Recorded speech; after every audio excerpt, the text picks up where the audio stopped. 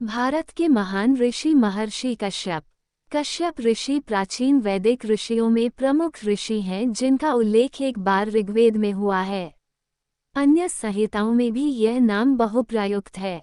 इन्हें सर्वदा धार्मिक एवं रहस्यात्मक चरित्र वाला बतलाया गया है एवं अति प्राचीन कहा गया है। ऐत्रेय ब्राह्मण के अनुसार उन्होंने विश्वकर्म नामक राजा का अभिषेक कराया था। ऐत्रेय ब्राह्मणों ने कश्यपों का संबंध जन्मेजय से बताया गया है। शतपथ ब्राह्मण में प्रजापति को कश्यप कहा गया है। स यत्कुर्मो नाम प्रजापतेः प्रजा असृजत यत्सृजत अक्रोत तद यद्करोत् तस्मात् कूर्मः कश्यपो वै कुमर तस्मादहो सर्वाः प्रजाः कश्यपः। महाभारत एवं पुराणों में असुरों की उत्पत्ति एवं वंशावली के वर्णन में कहा गया है कि ब्रह्मा के 7 मानस पुत्रों में से एक मरीचि थे जिन्होंने अपनी इच्छा से कश्यप नामक प्रजापति पुत्र उत्पन्न किया। कश्यप ने दक्ष प्रजापति की 17 पुत्रियों से विवाह किया। कश्यप की पत्नियां भागवत पुराण मार्कंडेय पुराण के अनुसार कश्यप की 12 भार्याएं थीं। उनके नाम हैं अदिति, दनु, विंता, अरष्ठा, कद्रु, सुरशा, खशा, सुरभि, ताम्रा, क्रोधवशा, इरा और मुनि। इनसे सब सृष्टि हुई। कश्यप एक गोत्र का भी नाम है।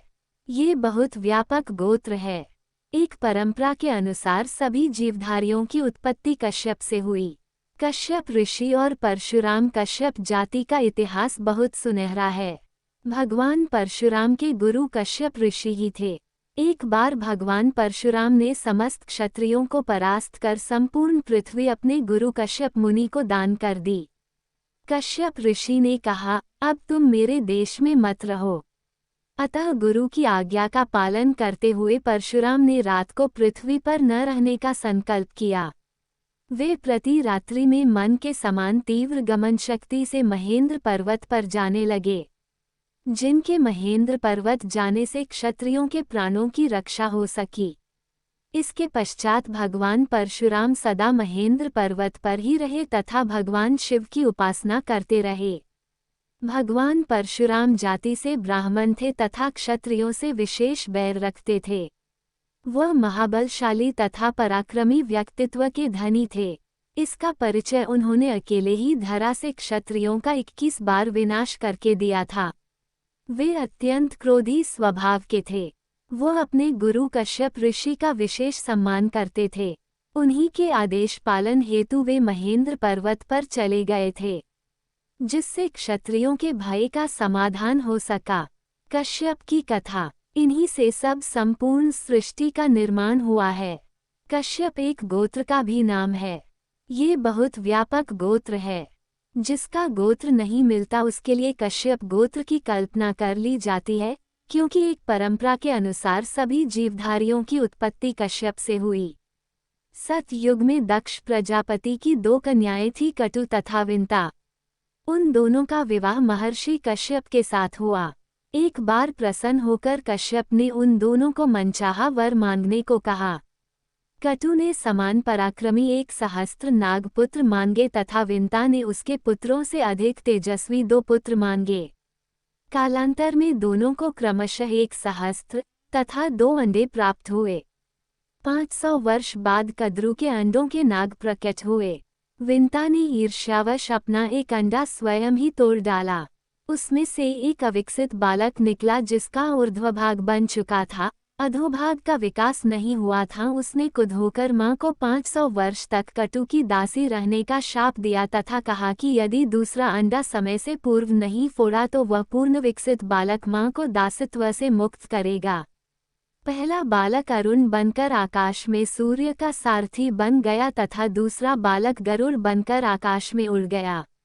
विंता तथा कटु एक बार कहीं बाहर घूमने गईं। वहां उच्चश्रवा नामक घोड़े को देखकर दोनों की शर्त लग गई कि जो उसका रंग गलत बताएगी वह दूसरी की दासी बनेगी। अगले दिन घोड़े का रंग देखने की बात रही। विंता ने उसका रंग सफ़ेद बताया था तथा कटु ने उसका रंग सफ़ेद पर पूंछ का रंग काला बताया था। कटु के मन में कपट था। उसने घर जाते ही अपने पुत्रों को उसकी पूंछ पर लिपटकर काले बालों का रूप धारण करने का आदेश दिया जिससे वह विजयी हो जाए। जिन सर्पों ने उसका आदेश नहीं माना, उन्हें उसने शाप दिया कि वे जन्मेजय के यज्ञ में भस्म हो जाएं। इस शाप का अनुमोदन करते हुए ब्रह्मा ने कश्यप को बुलाया और कहा, तुमसे उत्पन्न सर्पों की संख्या बहुत बढ़ गई है। तुम्हारी पत्नी ने उन्हें शाप देकर अच्छा ही किया, अतः तुम उससे रुष्ट मत होना। ऐसा कहकर ब्रह्मा ने कश्यप को सर्पों का विष उतारने की विद्या प्रदान की। विंता तथा कद्रू जब उच्चश्रवा को देखने अगले दिन गईं तब उसकी पूंछ काले नागों से ढकी रहने के कारण काली जान पड़ रही थी। विंता अत्यंत दुखी हुई तथा उसने कद्रू की दासी का स्थान ग्रहण किया।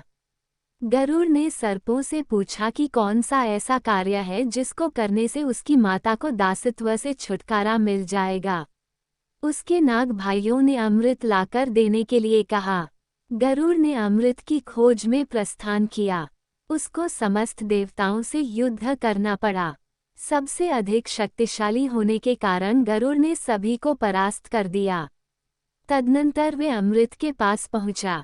अत्यंत सूक्ष्म रूप धारण करके वह अमृत घट के पास निरंतर चलने वाले चक्र को पार कर गया। वहां 2 सर्प पहरा दे रहे थे। उन दोनों को मारकर वह अमृत घट उठाकर ले उड़ा।